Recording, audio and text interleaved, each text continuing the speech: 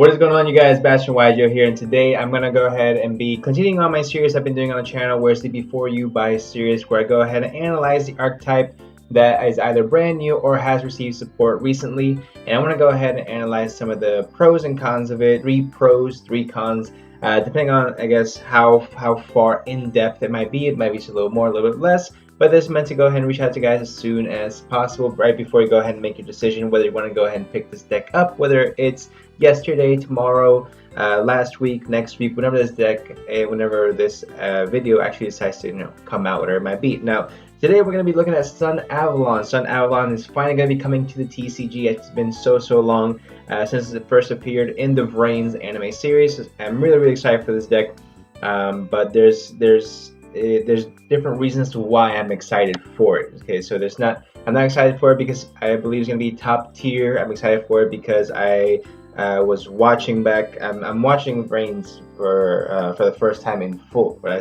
did see the duel where I was a Spectre plays Sunavalon. I just think that it was a really cool duel overall, which got me really excited to go ahead and rewatch the whole anime again. So it's a very fun anime deck. I think it's going to be top tier. We'll see. Let's look at some pros and cons first. So it is, I guess, mandatory that we have to go ahead and start off with the pros. Before I get started, of course, this is the deck that I am currently playing for Sunavalon. If you guys see anything that you may want to go ahead and let me know as far as your improvements, any cards that I might be missing, cards that you might think might be helpful in this deck, go ahead and let me know in the comment section down below. But let's get right into it. So first off, with the first pro, it's a very consistent link spam deck.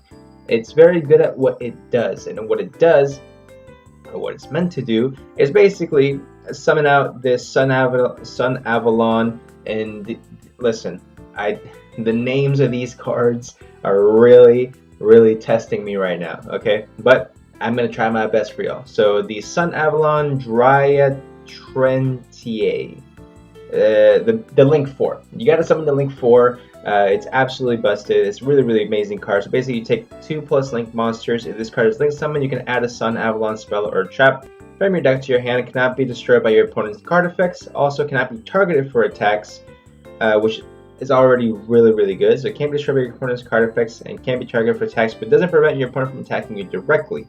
Once per turn, you contribute a link monster's card points to destroy cards your opponent controls up to attributed monster's link rating.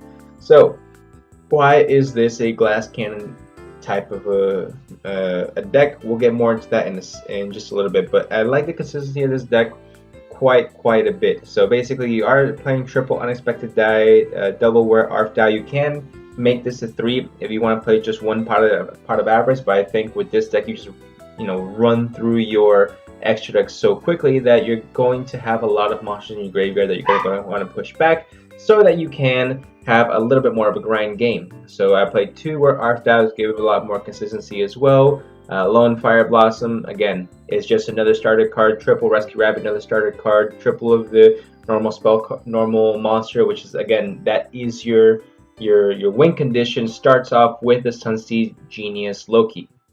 So it's very imperative that you have to go ahead and summon this card. Now I am very excited it's coming ultra rare rarity just because it's going to make it a little bit nicer.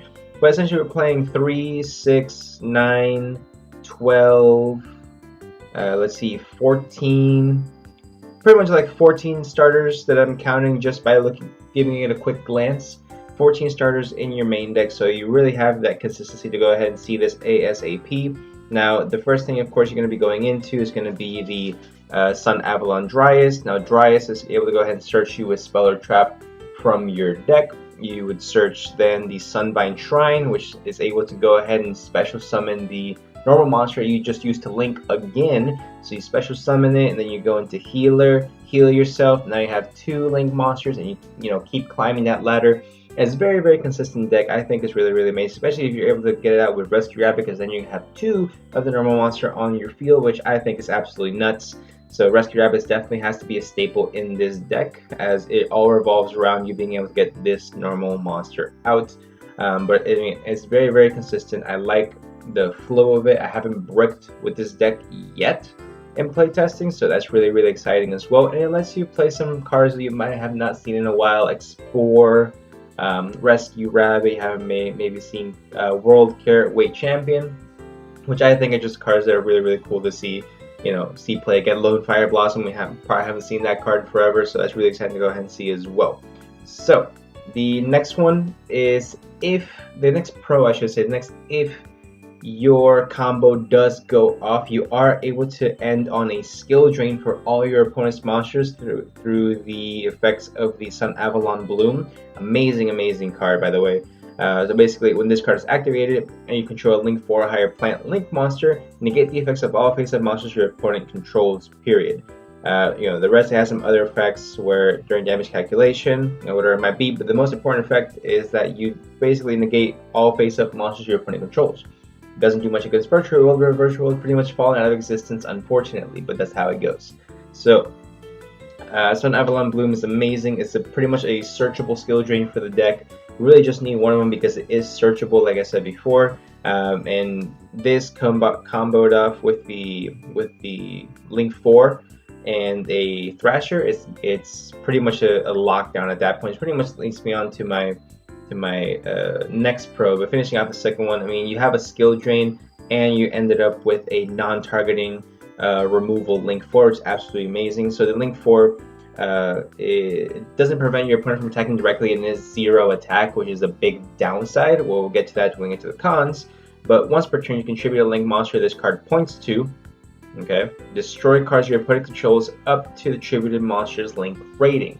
So it does not target, and destroys any cards your opponent controls. It's absolutely nuts. So that's really cool. Also, so the last pro that we're going to go ahead and check out, guys, is basically the winning end board that you want to go ahead and end this on, or as much as you can extend with the current cards that we have, because I believe we are missing a few cards like Malayas and Daphne I did not see in the set list, so I've built this without it. If I am wrong, let me know. We don't play Garden because Garden sucks, and and the most I've been able to extend with this deck so far has been a Link 4 in your Link monster zone, a Thrasher, and a healer under it. So what that allows you to have is you have a 4K beat stick on board. You've already gained life points 2 to 3 times already through healer, and you have a card that can't be destroyed by card effects and cannot be targeted for attacks. So essentially, they're pretty much forced to attack your Thrasher. Now, Thrasher doesn't have the effect that gives it protection, which is, I guess, a bit more of a downfall. But since we are flowing more into the cons, I guess it's a good transition, a good segue for it. So I guess the biggest con when it comes to this deck is like I said before, it's very much a glass cannon deck. So it is able to go ahead and make a pretty cool board where it has a card that can't be targeted for attacks and can't be destroyed by card effects. And then on the next turn, it will have the removal. There's no quick effects as far as that goes. And you have the Thrashers. It can be like 4,000 attack, which is also really cool. But if your play gets interrupted, this deck doesn't have its recovery is not very strong. So this is a deck that I don't feel I can play through multiple hand traps. It loses immediately to Nibiru. It doesn't have any type of negations or things like that. So you are going to play things like Called by the Grave, and there's not too much else you can really play. So in order to allow yourself to continue to combo off, so if your opponent happens to Droll and Lockbird you, or Nibiru you, or even if they Phantasma you, you should know that you're pretty much going to be losing that match. So that's what I mean. It's a very glass cannon deck where its ending board is pretty good. If your opponent has removal by effects, then they could pretty much out your board pretty easily because you can just attack directly. Because the Link 4, you don't have, it doesn't prevent your opponent from attacking directly, right? Yeah, it does not prevent your opponent from attacking directly, so it really doesn't do anything. The fact that it can't, be targeted for attacks, which is a bit of a downside. I really wish that if you took no battle damage, if this card was attacked and it couldn't be destroyed by battle, that'd be amazing, And I think that would really elevate this deck so much more. If it had the ultimate protection. Unfortunately, it doesn't, but I guess that's more of the fairness of the deck. The second con that I see is that it takes up a lot of hand resources to finish off your combos. A lot of times when I'm go ahead and testing with this deck, and I've seen other people play. I've tried to play it myself a few times.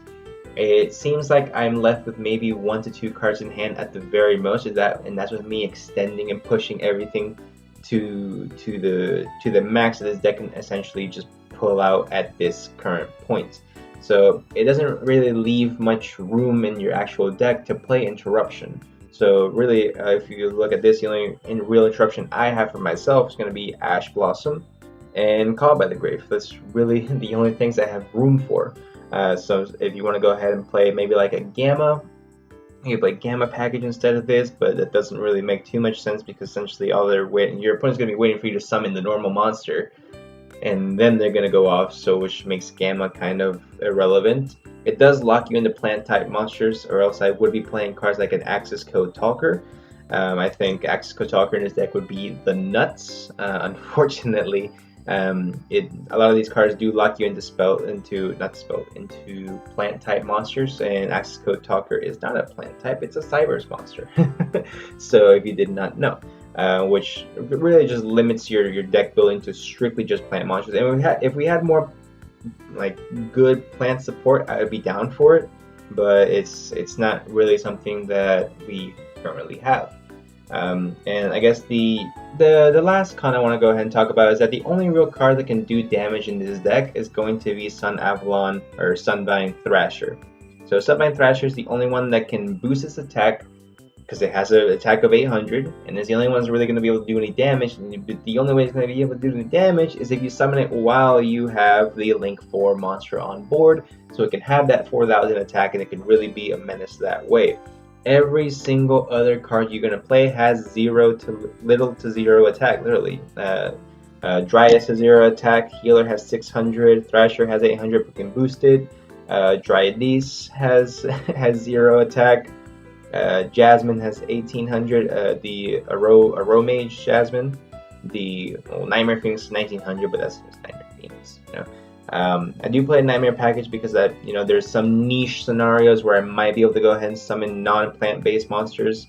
Rika Queen's probably going to be the strongest monster you're going to summon with 2000 attack, and essentially everything else is going to have 0, 300, 0, 1200, 19 for the carry. So the only cards that are really going to be doing damage in this deck is just going to be Thrasher, or on some off chance that you're going to be having another card. So essentially what I'm trying to say is, if this deck ever even tries to be tier 2 or tier 1 to the point where it's actually a problem, a Winter Cherries to this deck will immediately lose you the duel. So, I mean, the best this deck can do without Thrasher is summon the Link 4 with the skill drain, and then it can't attack because it has 0 attack. So it's very limiting as far as what it can do offensively. It's a very good defensive deck, and I think if it's using a control based, it might be able to be successful. However, the issue with that is that the deck itself is not strong enough to be a self-reliable controlled deck, and it doesn't give you enough space in the main deck to be able to play control-based cards. So essentially, it's a combo deck that should be a control deck, but it has so much combo in it that there's no space to play in a control way, and I really hope that makes sense. That's just my 2 cents on the subject. If I had to go ahead and give this deck a rating, I'm going to go ahead and give it a solid 6 out of 10. 6 just because it is able to put up a pretty cool board. It's interesting how we actually have plan support for the first time in a while. If you disagree with me, please let me know in the comment section down below. But if you think this deck is going to be tier 1, let me know why. So I can understand myself also. But if you guys did enjoy the video, go ahead and leave a like. Let me know if you guys really like the before you buy videos. I know I made a few a while back for Ice Barriers, Wind Witch, and those tend to do pretty well. So I'm glad you guys enjoyed this. Actually a lot of fun because it helps me learn new archetypes as well. and we'll see where this goes from here. But like I said, go ahead and leave a like on the video, guys. Let me know down below what you guys think Sunavalon will do, how it will do, what rating you would give it out of 10, and what deck you want to see me do next for before you buy. Let me know in the comment section down below. Subscribe for more videos, and I will see y'all in the next one.